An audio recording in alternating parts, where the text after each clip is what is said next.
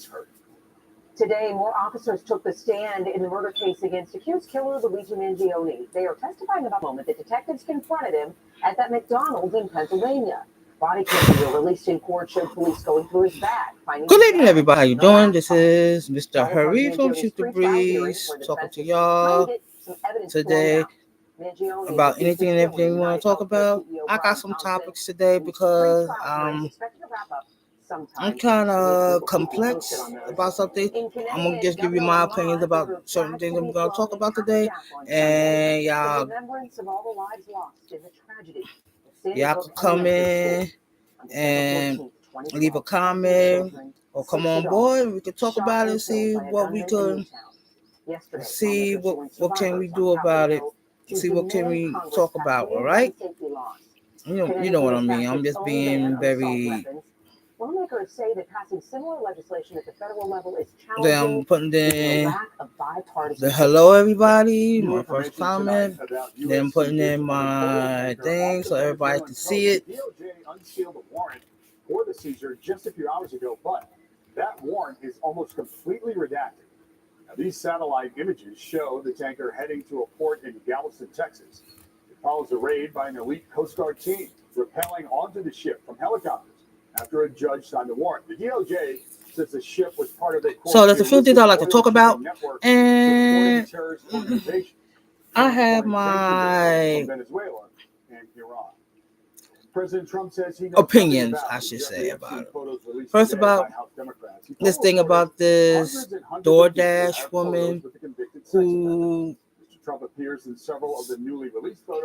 went to do a delivery for this guy, and she took pictures of him with his pants down, his ankles, partially. You say partially nude, he wasn't naked per se, but just partially nude. And she put it on Facebook. Then she called the cops. She called DoorDash, I believe, and told DoorDash about the problem and stuff like that. And she wound up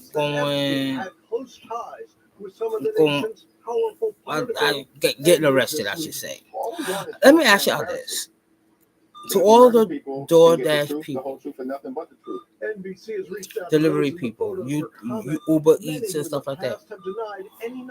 Why?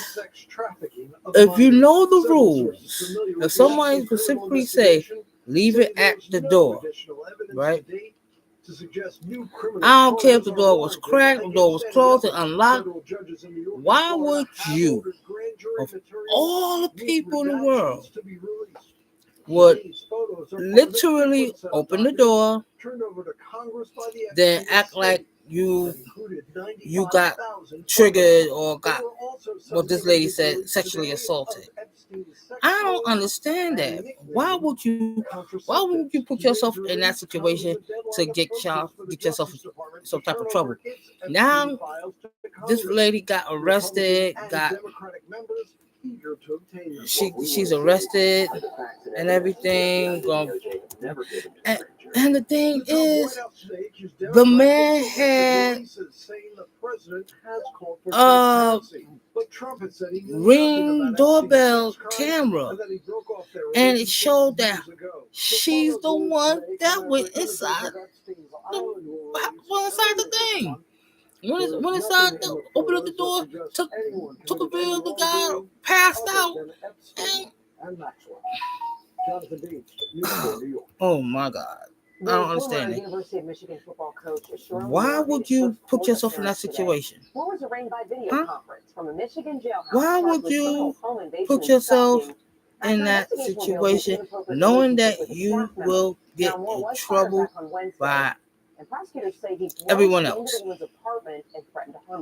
Why? He then proceeded to a kitchen drawer, grabbed several butter knives, why? I mean, scissors, and began to threaten his own life. Why would you do that to yourself?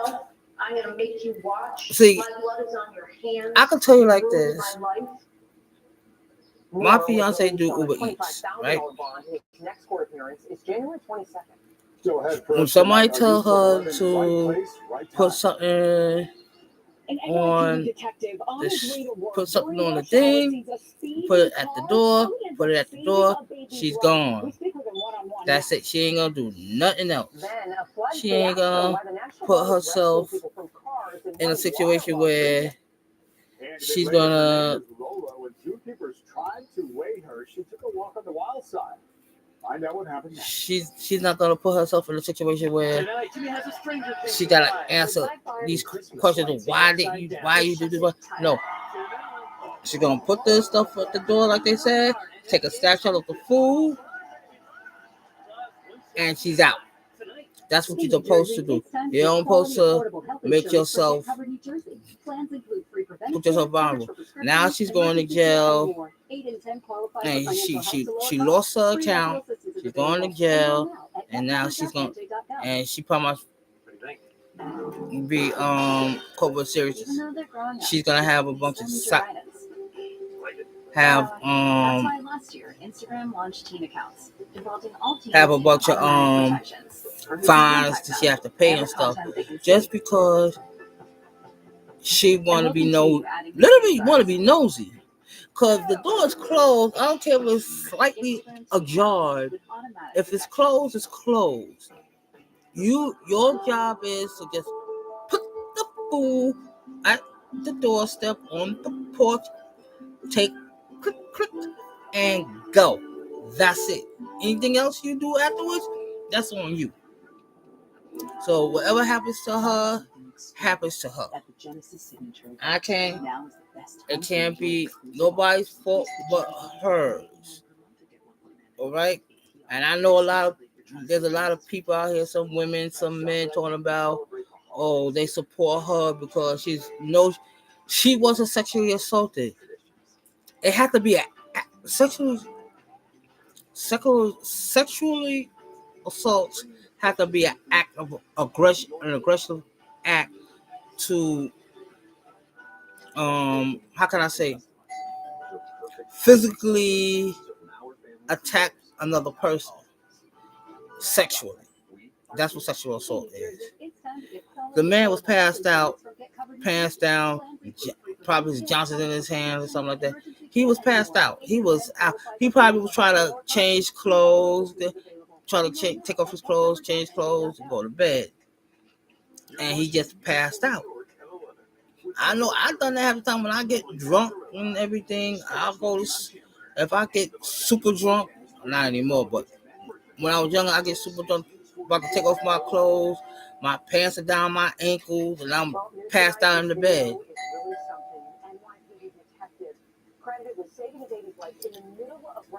I don't understand why would you open up the door? I don't care. If I was in my house, door closed, didn't lock it, and somebody opened up the door to see me and say, oh, I'm sexually assaulted. No.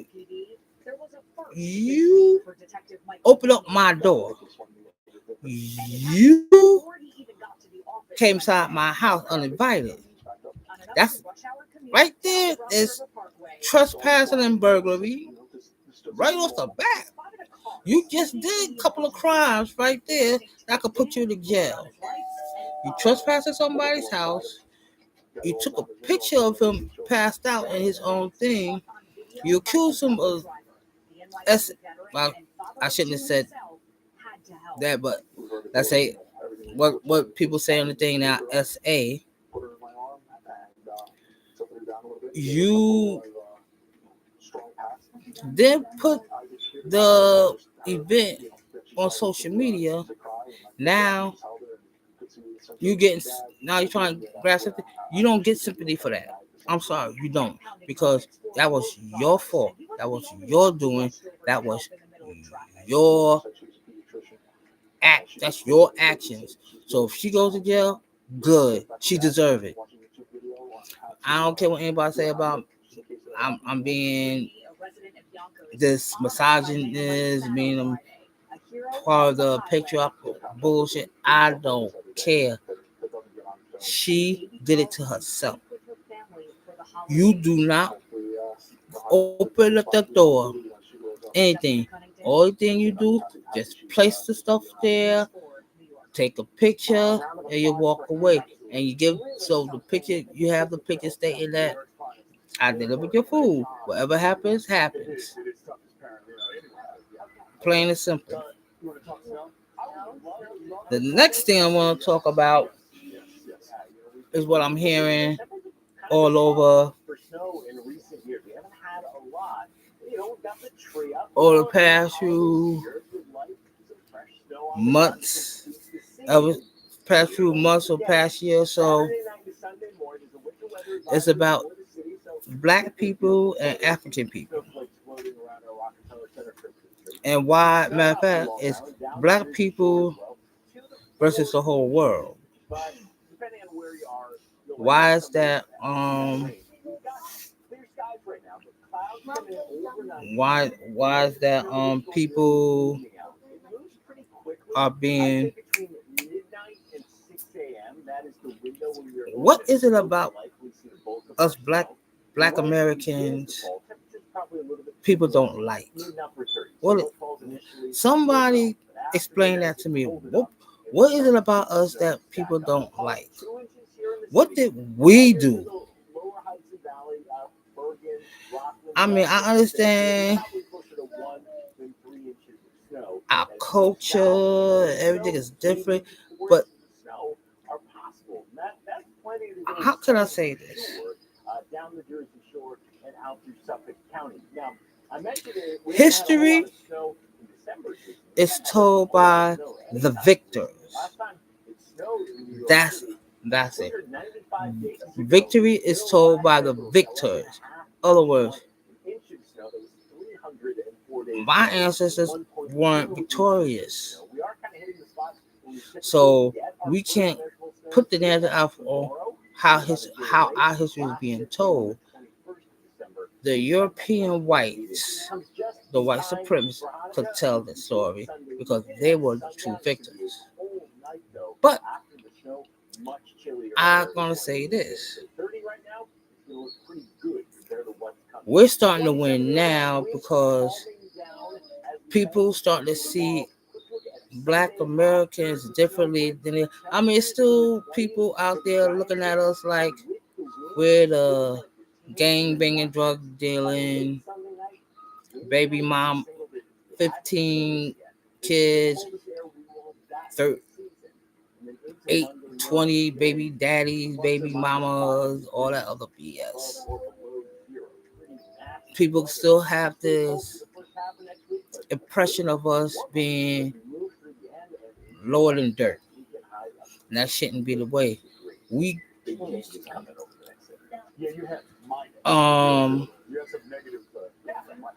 I saw this clip on this channel from this dude, Jew Almighty, where he was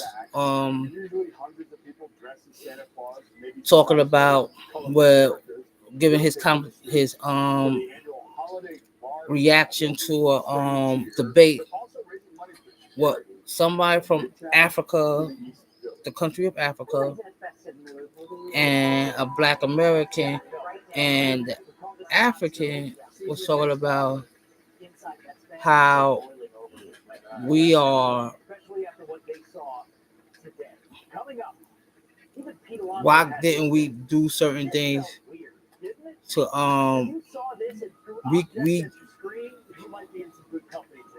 we didn't create America? Basically, he was saying was we didn't create America. How can we create then and not be accused of it and not be recognized about it? Well, let's say it like this. The same thing I'm going to say again. History is told by the victors. And that's how it is. We're not victorious. Yes, we came in as slaves. We were slaves. We were stripped of our nationality. We were stripped of our language, our culture. Everything about us That's supposed to be our natural thing was stripped away from us. We were given new names. Families were separated and spread all over the place. Grew up not knowing everything. We were groomed as cattle, as animals, and we were groomed to dislike one another, hate one another, dislike one another, dishonor one another, not to grow. We wasn't allowed to marry. We weren't allowed to do anything the white colonists did. We weren't. And that was kind of sad because if you look upon everything, if you look down in history, if you go back, after the Civil War, after the freeing of black slaves, we came together.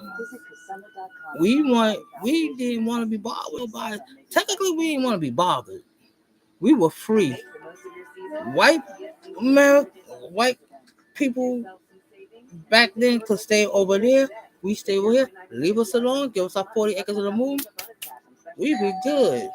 We start building our own towns, being progressive,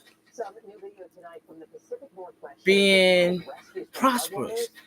And only thing we listen to is leave us alone. But no. Everybody started bothering us. All our towns, me, first of all, I didn't know there was a town in Central Park. Oh, we gotta understand, I didn't know these things weren't told to me. I didn't know there was a town in Central Park. Central Park was a black prosperous town called, I think, Silicon. And white landowners took it away from us, and boom, Central Park. Why would you do that?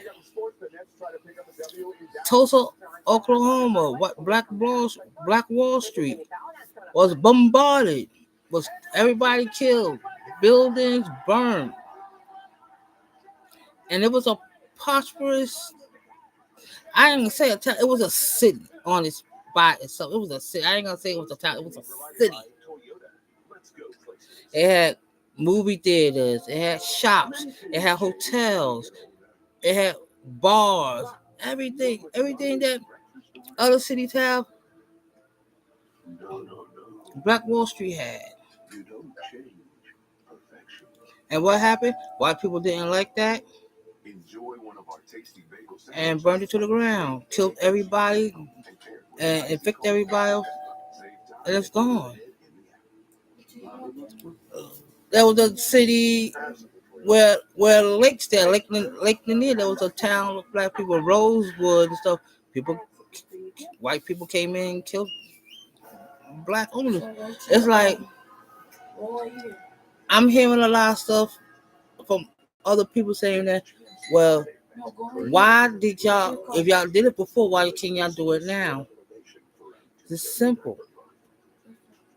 Jim Crow laws, the conditioning, making laws to make it very impossible for anybody like us,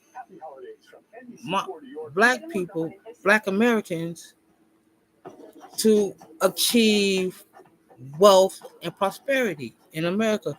You gotta understand, America wasn't meant for us black people. Matter of fact, I think in one of my last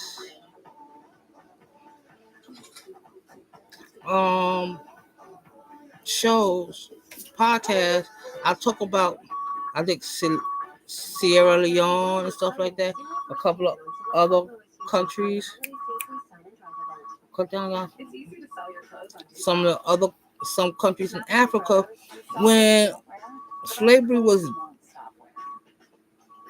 was banned, ships turned around and try to send the slaves that were on the boats back to Africa and back to the tribes in Africa. The people said, no, we don't want them no more. That's your problem. We don't want them. They're your problem. Keep them to yourself. Keep them to yourself. We don't want them. You took them, they're your problem. So that's how you got. I forgot there's a couple of countries in Africa, like Sierra Leone, were created by white ship people, gave them a piece of land, say, y'all, this is y'all, goodbye, do whatever.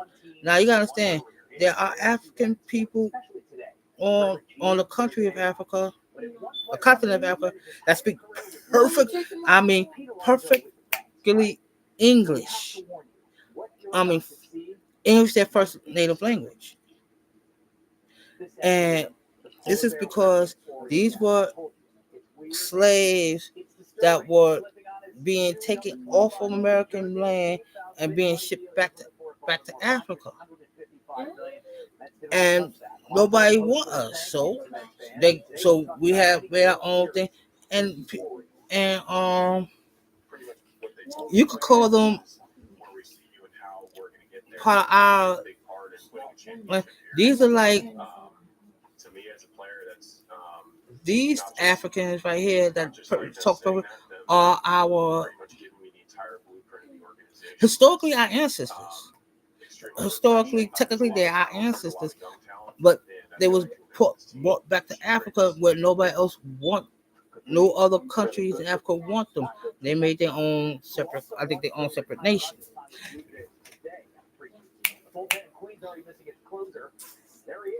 They are the quintessential the basic footprints of what happens. What happened to the rest of the African slaves that were in America? They went back to Africa. They were shipped back to Africa. That's what happened. I mean, it takes no time to just look it up. That which countries in Africa speak fluent were English the native language, and you will see it. And because these were people who were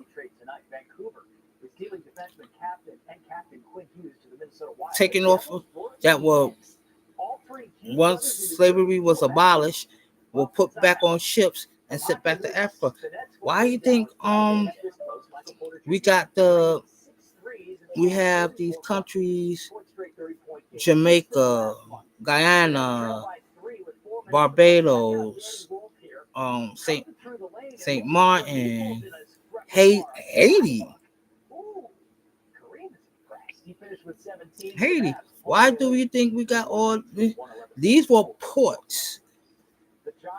And just by the dialect they speak, you know which port it is. Haiti, they speak a broken French Creole. That's the French. I think Saint Martin and Barbados, I think that's American, I think. Probably a mixture of English and French, I think. I'm not quite sure. Jamaica, you already know they're like a broken down French dialect. Not French, but English speaking country. That's it's European.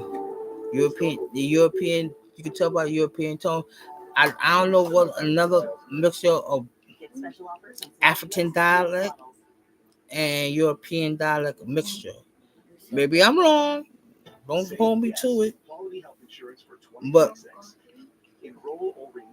I think Jamaica's part English.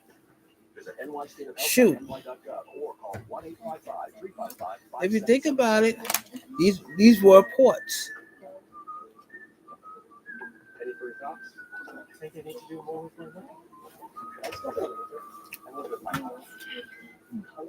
These reports.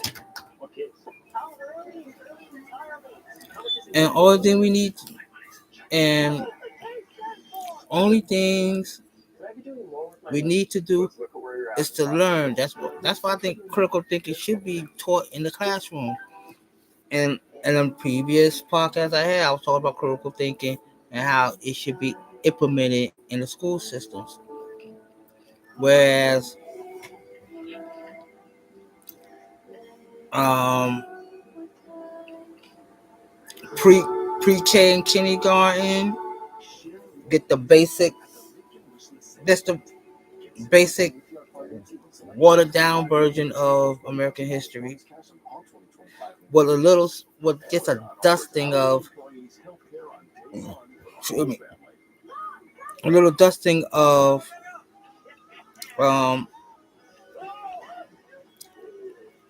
of the truth. First,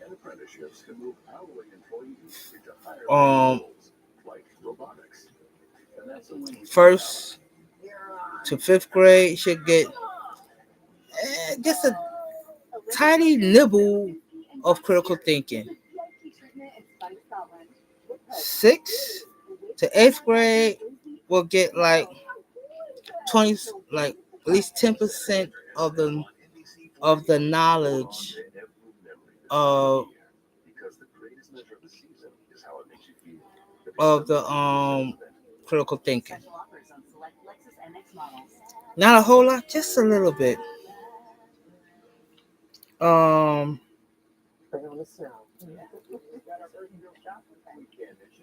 Ninth grade, high school. High school should get, that's like ninth to 12th grade. They should get 50% of critical thinking put into the thing. Just 50%. So it'll be the whitewash and the critical thinking part together.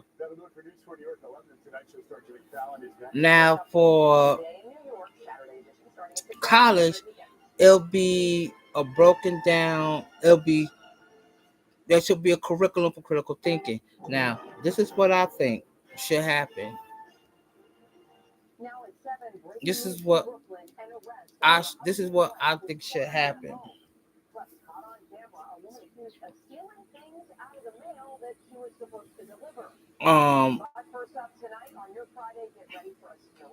When it comes to critical thinking, this is what should happen. This is what I'm trying to think. In college, there should be the introduction to critical thinking, where they talk about all the concepts of critical thinking in America. It's critical thinking in America that talks about blacks, Asian, Hispanics, all the nationalities that went through harsh times in America. Give them the true facts of what was going on throughout the years. From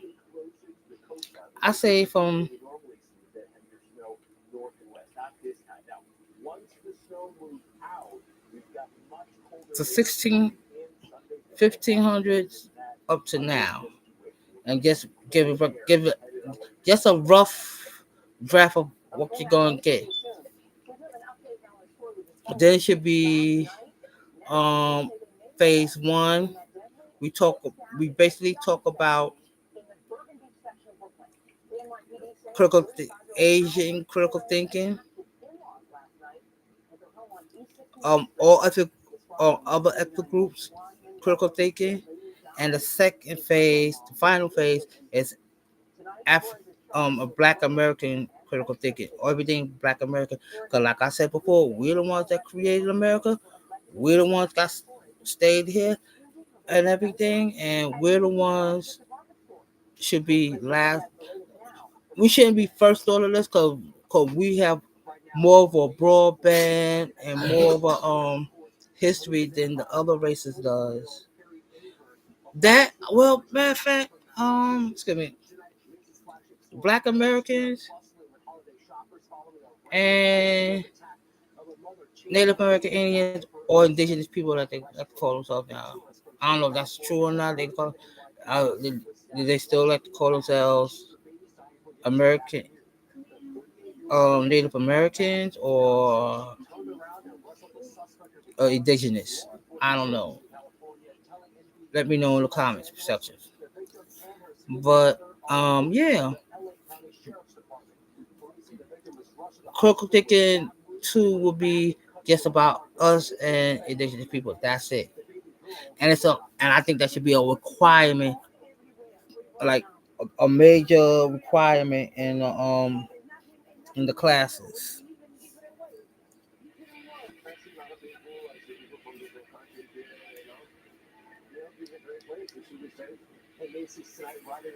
It should be a major.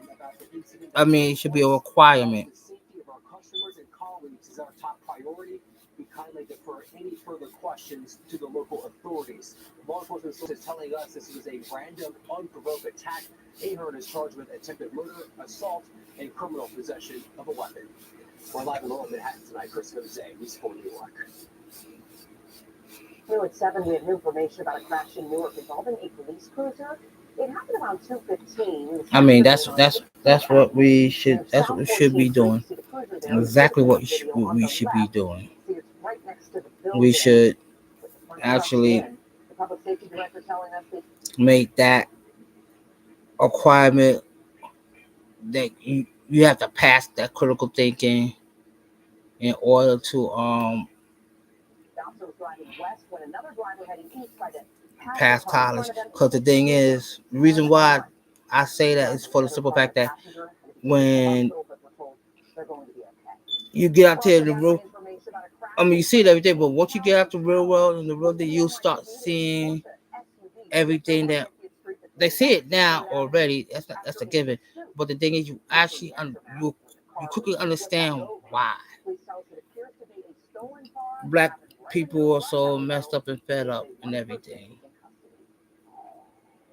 You will understand why we're so mad, we're so pissed off, we're so angry sometimes.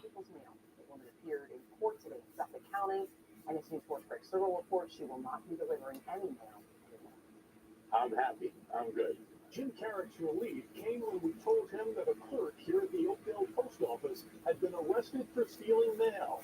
Earlier this year, Carrick says he sent gift cards that never made it to his niece.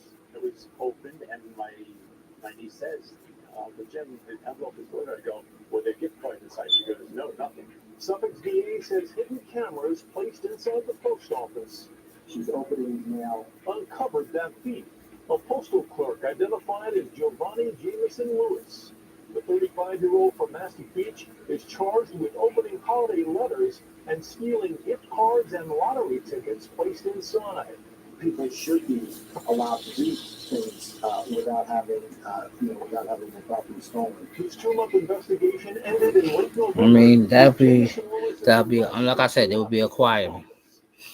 So that's my little things for today. What do you think? Do you think what I was saying is true or not about the DoorDash girl and Kroger? Oh yeah, there's another DoorDash woman that was caught on another DoorDash pepper spraying on somebody's food, making them sick. I don't know if they get.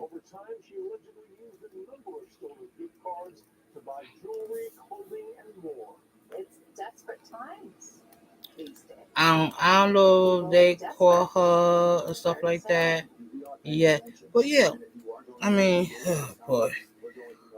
It's getting crazy out there, people. It really is. I don't know what's wrong with people today, thinking that they can get away with harming people, stuff like that, doing stupid things. You can't. I say it like this. If people were really thinking, knowing that technology is just catching up with all types of crimes and stuff. Why would you do it? Why would you try to rob a bank, rob a jewelry store, shoot a person when there's cameras all over the street?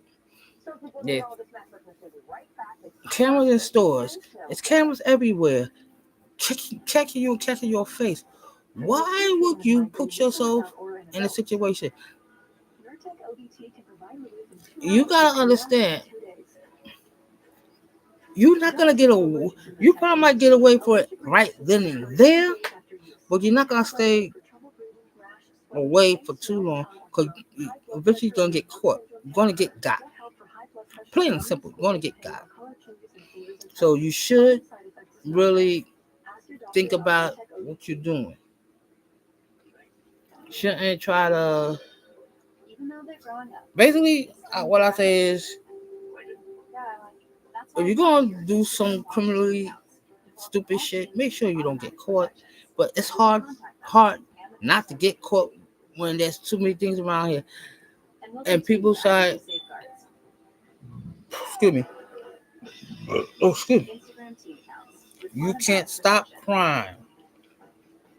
You can't stop evil. You could prevent. You could try to prevent it, but you can't stop it. It's gonna happen regardless. So, your best. And without evil, there ain't gonna be no good. I said it. I stand 10 toes. Without evil, there can't be no good. Cause put it like this: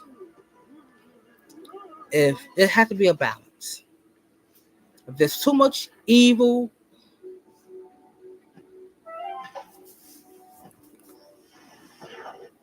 then what's gonna happen is a good thing is gonna happen, and you ain't gonna know how to react to it because you never saw it before, you never felt it before. You do a good deed, and you're like, people gonna start looking at you and try to kill you. If there's too much good, and somebody do an evil deed, people gonna be confused and ain't gonna know what to do.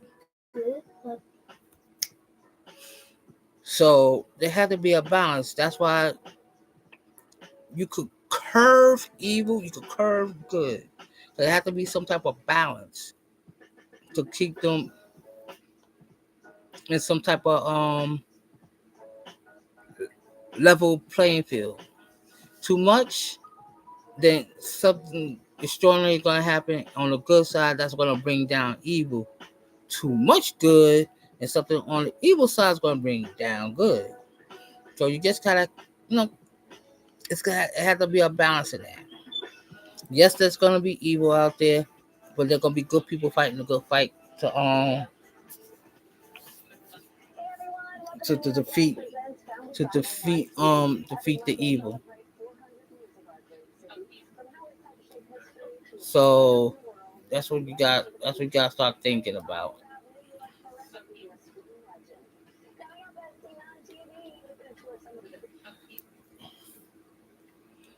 So you got to really, balance. That's why I say some of these people are not thinking, not right in the head, because knowing that you being seen doing something by a camera, that's gonna stay there forever. What makes you think that you're gonna get away? You won't. Well, yeah, that's what I have to say. What do you think, people? Talk to me. What do you think? I'd like to know. All I know is this. There's a lot of shit going.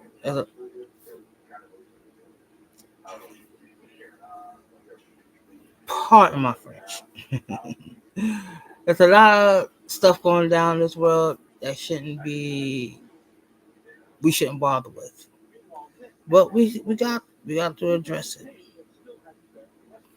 and only as a people, as a nation, once we address the problems together as a one big community, we probably might get the answers that we need instead of the answers that we want.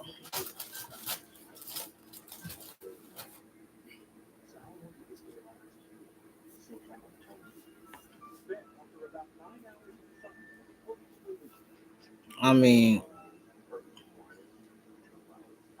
it's about change. Well, do you think it's about change? Do I feel like we should get reparations? Oh hell yeah! I had did the math for 40 acres a mill. How much is worth today? It's like one point. I think it would be like $1.2 million.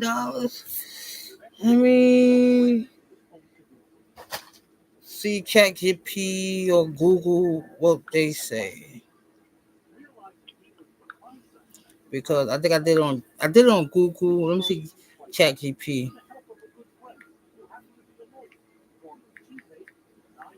How much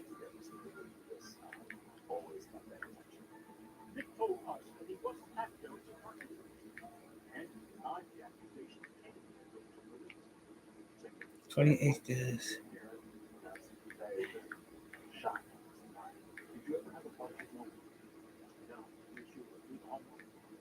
20 acres in a mill.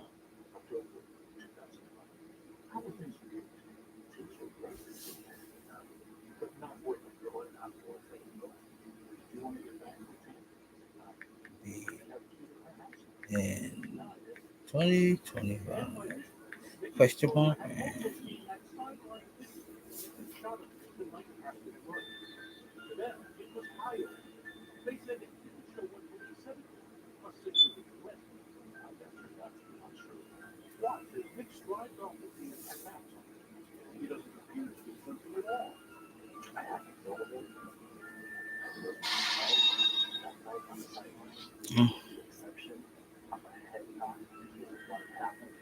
Let me change.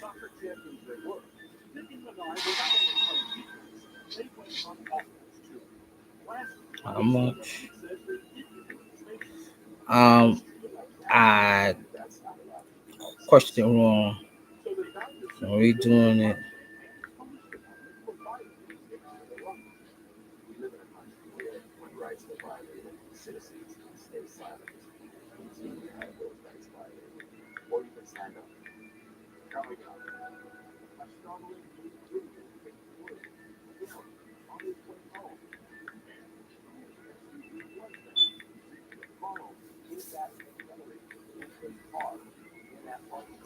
Yeah, this sounds a little bit better, more Pacific.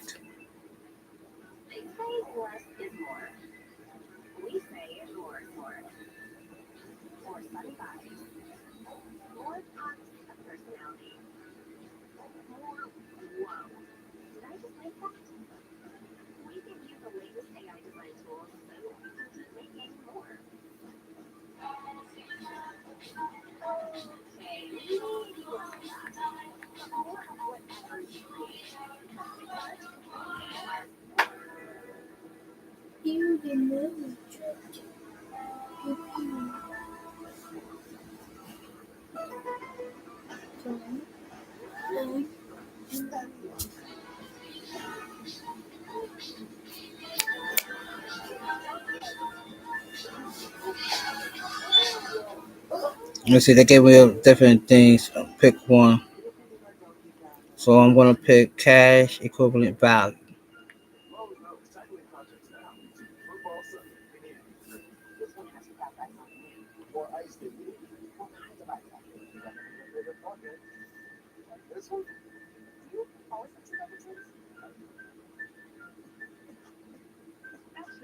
Uh,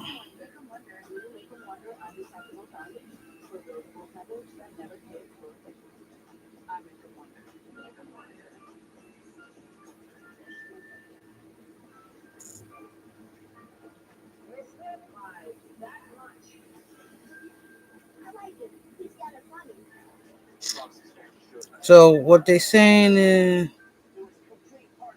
it'll be like $125,000 or more.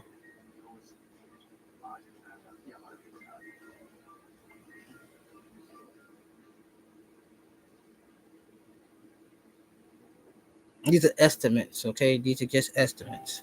So we can't go by what I said, but this is like rough. These are like rough estimates about that. Now I'm gonna go to Google and do the same thing.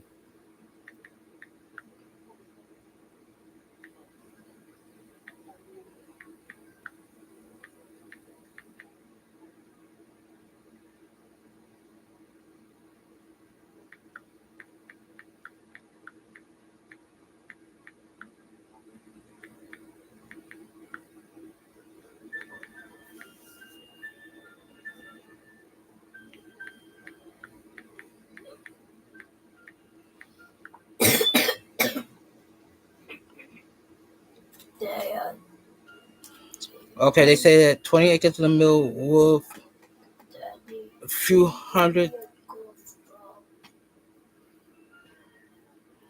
$100 to several million. That's a lot of few $100,000 to several million. That's a lot of money for 20. Oh, I put 20 acres. That's why I was getting these low bar. It's 40 acres. Now we got it varies wildly from around 100,000 to over 1 million. Okay.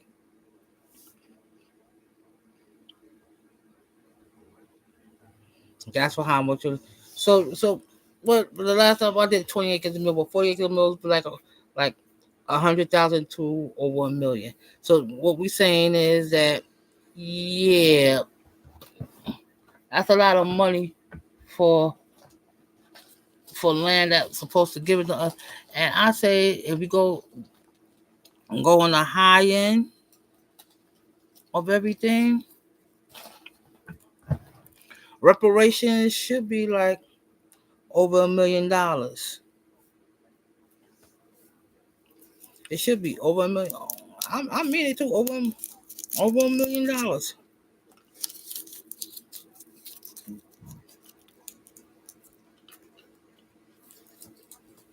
Don't put it on the floor.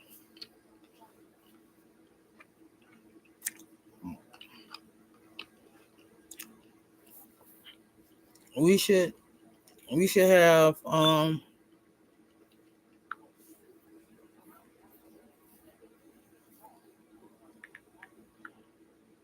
we should have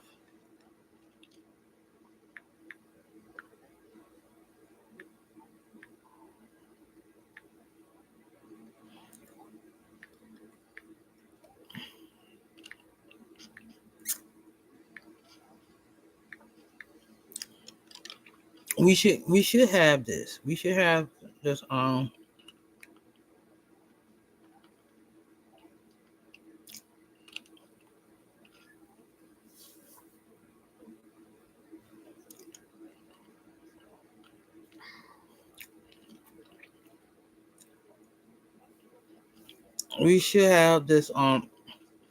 reparations, cuz nothing has really stopped anything. Nothing has stopped.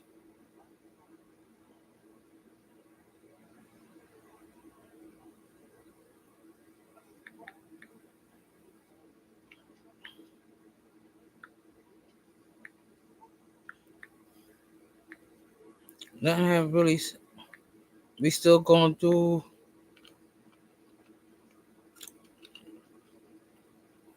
We're still going through a lot today, and people don't seem to understand. A lot of people around the world don't seem to understand that everything that Black people went through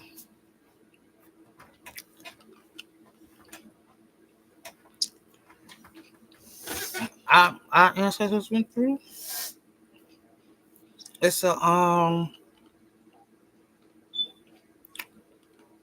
going on. We still getting hit with a lot of BS. The image of a Black American man is still negative. The image of a Black American woman is still negative. And when people come over here from different countries, the first thing they say is, look at that Black man over there. Don't trust him. If he's a white man, trust him. See somebody else. And one thing that other nationalities, when they come to here, they do the one thing that we were trained not to do, is stay together as a community. Because look at Chinatown, look at in parts of Brooklyn, there's groups of Jewish people in the community. They all stick together. Shit, Bronx, Washington Heights, there's the Latinos just all stick together as a community. We were conditioned not to stick together. We were conditioned to tear each other down, because if the Black people were together as one unit, as a community that we used to be, we accomplished a lot, a whole lot, more than any nationality could ever imagine. I say it like this. I always say that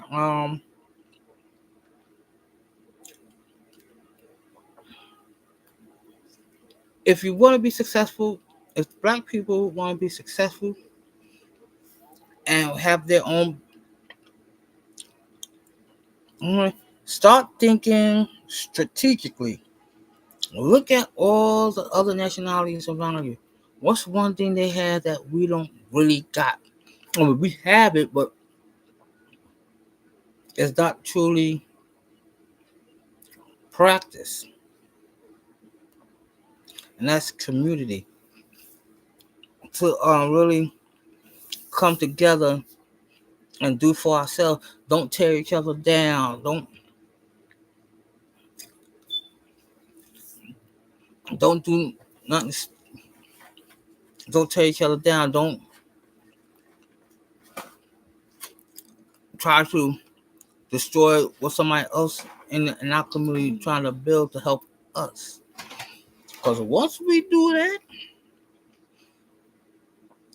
we'll be unstoppable. We'll be unstoppable. We'll be the most powerful community here. We spend the most money. We make other people rich off of our spending. And then when we do make something for ourselves, we don't really support. I'll still be looking for FUBU and cross-color clothing. I still got the orange pants, the red pants, or cross colors. I like them. I still got a red cross-color shirt. I love these clothing. I love them. I love FUBU. I love the Fat Albert. But guess one thing we do?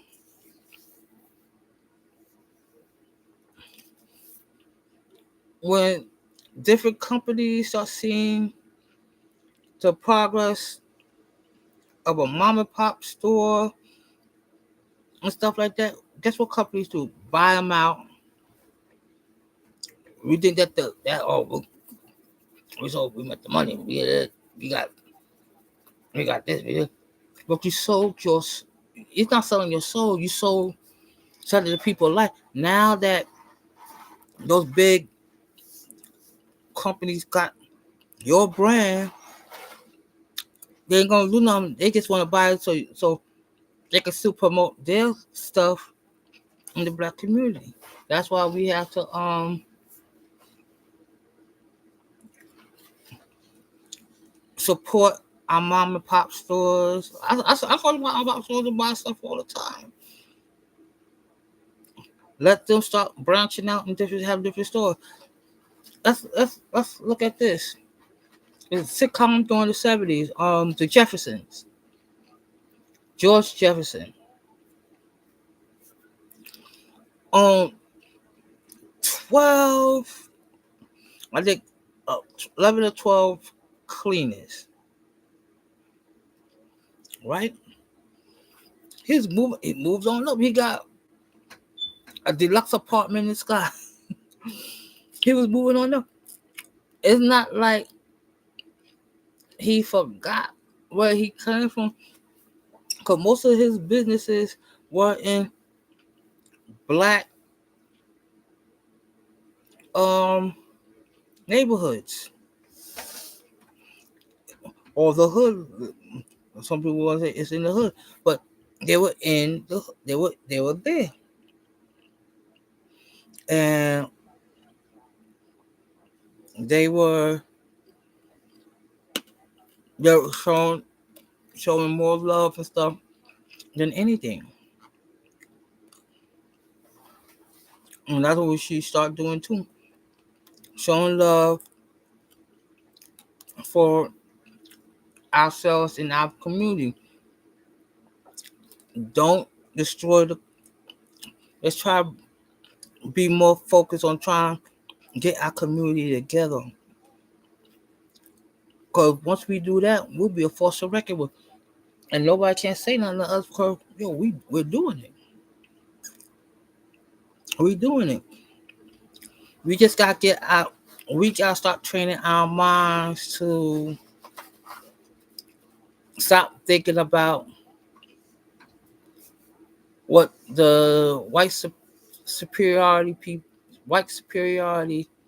trying to tell us. Stop listening to magazines like Cosmo and stuff like that. The family used to. Me and my fiance been together for 27 years. 27. 2 beautiful kids. And we doing fine.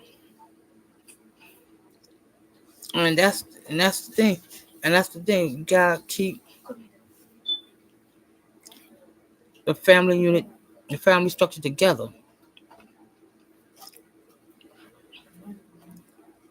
The most important thing is family. You could be independent. Women could be independent all they want to. I don't care.